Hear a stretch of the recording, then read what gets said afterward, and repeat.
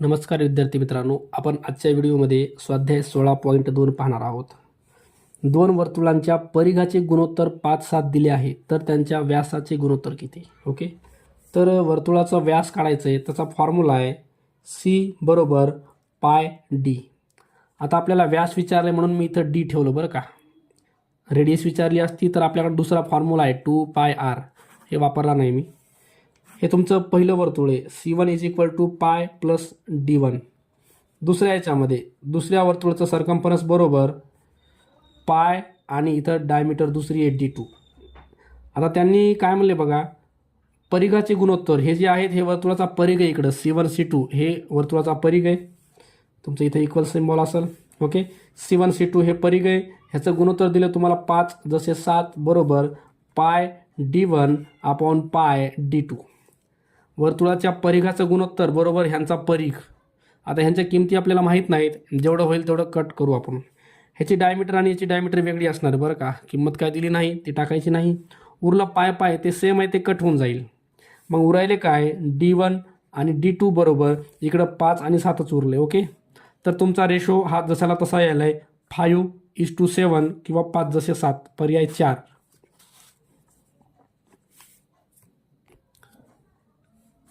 प्रश्न क्रमांक 2 दिला आहे.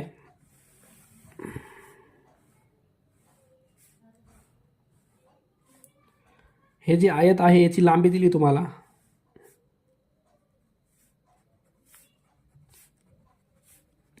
लांबी समजा ही टोटल आहे तुमची 16 आणि रुंदी दिली आहे 12. हे DC अंतर 12 आहे, हे 16 आहे. तर तुम्हाला वर्तुळाची त्रिज्या काढायची. ओके, तर आपल्याला इथं 90 घेता येतं. हे अँगल सेमी सर्कलमध्ये इन्स्क्राईब झालेला आहे म्हणून इथं 90 घेता येतं.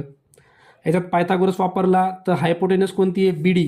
BDचा स्क्वेअर बरोबर बेस तुमचा हा BC आहे, BCचा स्क्वेअर प्लस हाईट आहे तुमची DC स्क्वेअर.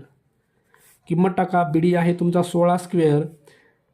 BD तुम्हाला काढायचा आहे, BD दिला नाही बरं का. हे BD स्क्वेअर असंच राहील तुमचं. BC हा आहे 16 स्क्वेअर आणि DC हा आहे तुमचा 12 स्क्वेअर. स्क्वेअरिंग करा. हे तुमचं 256 येईल, प्लसमध्ये 144. ॲडिशन केली तर हे बघा 0, हे तर 400. म्हणजे BD बरोबर ह्याचं स्क्वेअर रूट घ्या. 400चं स्क्वेअर रूट घेतलं तर हे तुमचं 20 येईल. तुमचं BD हे पूर्ण अंतर किती आले? 20 आले. पण तुम्हाला विचारले काय, याच्यात त्रिज्या विचारली. हे पूर्ण अंतर जर 20 असेल तर त्याच्या अर्ध किती असणार आहे? 10. तर तुमची त्रिज्या याच्यात 10 येणार आहे. पर्याय 2 हे तुमचं योग्य आन्सर असेल. प्रश्न क्रमांक 3 दिला आपल्याला.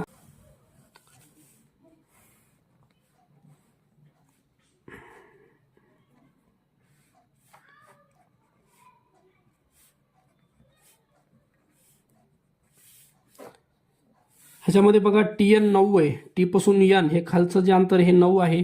त्याच्यानंतर AB ची लांबी 30 आहे. हे पूर्ण AB तुमचं 30 आहे. तुम्हाला MN काढायचं. MN या व्यासाची लांबी तुम्हाला काढायची, MN ची. ओके, तर आपण काय करू, हे जे AP अंतर आहे ह्याला X पकडूया. AP काय? AP ही तुमची वर्तुळाची त्रिज्या आहे. AP 20 आहे, AP X आहे. तसंच PN हे पूर्ण PN जे PN अंतर आहे का ते मी पकडतोय X. जसं AP X आहे तसं पूर्ण PN हे माप पण X आहे. ओके, AP आणि PN ह्याचं माप X आहे.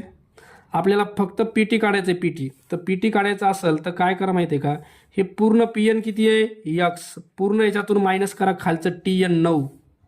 ओके, ही तुमची PTची किंमत झाली. आता याच्यामध्ये पायथागोरस वापरा. हे जे पूर्ण AB आहे ते 30 आहे, तर याचं अर्ध AT किती येणार आहे? हे येणार आहे तुमचं 15. ओके, पायथागोरस वापरू आता आपण याच्यामध्ये. हायपोटेनस आहे तुमची APचा स्क्वेअर बरोबर बेस आहे तुमचा ATचा स्क्वेअर प्लसमध्ये हाईट आहे तुमची PT स्क्वेअर. चला APची किंमत किती? X. हे X स्क्वेअर बरोबर AT किती आहे? 15 स्क्वेअर प्लसमध्ये PT. हे PT आहे तुमचं. हे PT अंतर आपण काढले बघा, X - 9. Okay, bracket square. Squaring करून घ्या. X स्क्वेअर बरोबर 15चा स्क्वेअर येतं 225 प्लस ह्याला तुम्हाला एक्सपांड करावं लागेल. फॉर्म्युला आहे तुमचा A - B ब्रॅकेट स्क्वेअर. Aचा स्क्वेअर मायनस 2 इंटू A म्हणजे X इंटू B म्हणजे 9 प्लस Bचा स्क्वेअर म्हणजे 9चा स्क्वेअर 81. चला ह्याला कॅल्क्युलेट करा. एक्स स्क्वेअर कॅन्सल होईल तुमचं. राहिलं काय बघा, 225 आणि 81 ह्यांची बेरीज करून टाका. 5 आणि 1 6, 8 आणि 2 10ला 0, हातचा 1, 2 आणि 1 3, 306 मायनस हे उरले 9 दोन्ही 18x. 18x इकडे जर आले आपले तर हे प्लस 18x होतील. पलीकडे राहिलं तुमचं 306.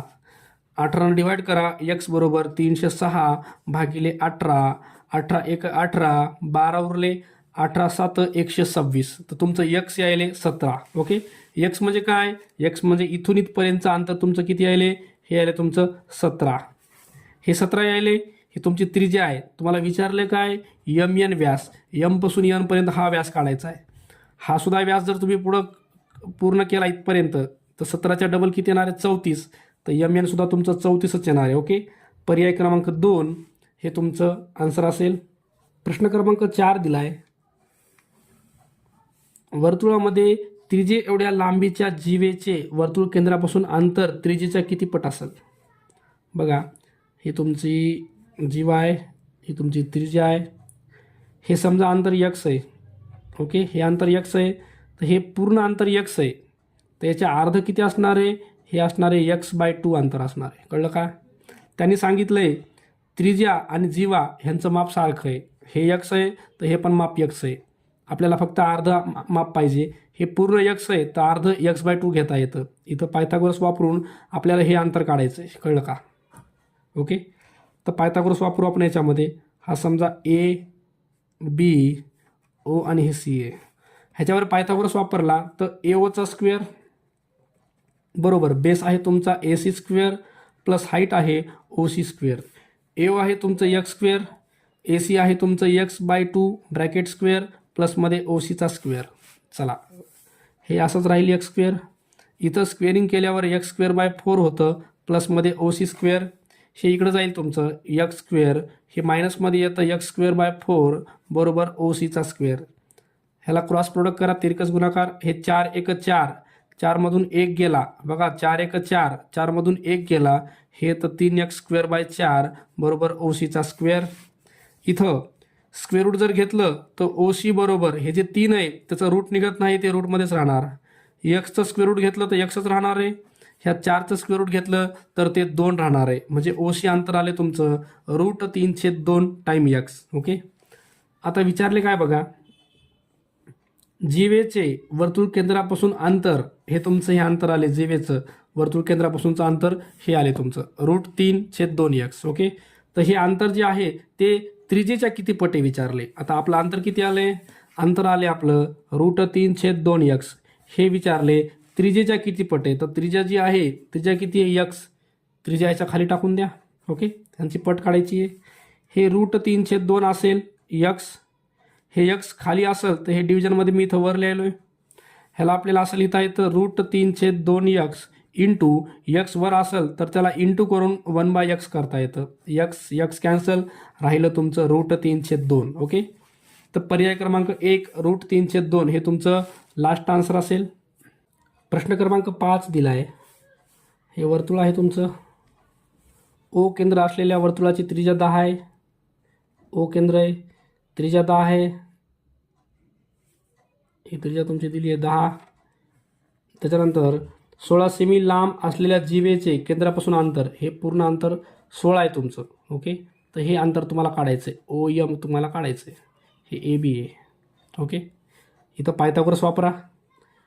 आता पायथागोरसनुसार हायपोटेनस OAचा स्क्वेअर बरोबर बेस तुमचा AMचा स्क्वेअर आहे प्लसमध्ये हाईट आहे OMचा स्क्वेअर. तर बघा हे आहे तुमचं 10 स्क्वेअर. AM हे पूर्ण 16 आहे तर अर्ध किती असणार आहे, 8 असणार आहे. 8 स्क्वेअर प्लस OM तुम्हाला फाईंड करायचं आहे. 100 बरोबर 64 प्लस OM स्क्वेअर. हे मायनस करा इकडं. 100 मायनस 64 बरोबर OMचा स्क्वेअर, म्हणजे OM स्क्वेअर बरोबर हे येईल तुमचं 36 आणि OM बरोबर स्क्वेअर रूट घ्या, हे तुमचं येतं 6. ओके. तर 6 सेमी हे तुमचा पर्याय योग्य असेल. चला प्रश्न क्रमांक 6 दिले आपल्याला. तुमचा कोन चक्रीय आणि चक्रीय चौकोनाचे जे एकमेकांचे सम्मुख कोण असतात ते कसे असतात, तुमचे पूरक असतात. पूरक कळलं का? त्यांनी सांगितलंय सम्मुख कोणाच्या मापाच्या एका कोणाचे माप हे त्याच्या सम्मुख कोणाच्या मापाच्या दुप्पट आहे. म्हणजे एक कोण x आहे तर दुसरा कोण हा त्याच्या डबल आहे, 2 टाइम x आहे. आणि हे जे दोघं जण कोण आहेत ह्यांची बेरीज 180 असते. हे पूरक असतात. x आणि x हे झालं 3x, 180, x बरोबर 180/3. तर x आले तुमचं 3 सखा 18, 60. x तुमचं 60 यायले. आता विचारले काय, तर त्या कोणाचे माप किती? एका कोणाचे माप त्याच्या सम्मुखच्या दुप्पट आहे. म्हणजे आपल्याला ज्याचं विचारलंय त्याचं माप ह्याच्या दुप्पट आहे. म्हणजे किती असणार आहे आपल्या मेन मूळ कोणाचं माप? 120 अंश. ओके, पर्याय क्रमांक 2 हे आपलं योग्य आन्सर असेल. प्रश्न क्रमांक 7 दिलाय. एका लघु कंसाचे माप 160 आहे तर त्याच्या संगत विशाल कंसाचे माप किती? बघा, हे तुमचं वर्तुळ आहे. लघु कंस म्हणजे हे समजा इथून इथपर्यंतचं माप हे आहे किती आहे? 160 अंश.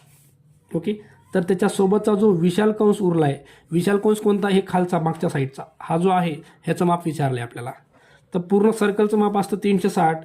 360मधून हे 160 वजा करून टाका 2. ओके, तर जे संगत विशाल कंस आहे त्याचं माप तुमचं 200 अंश येईल. पर्याय क्रमांक 3.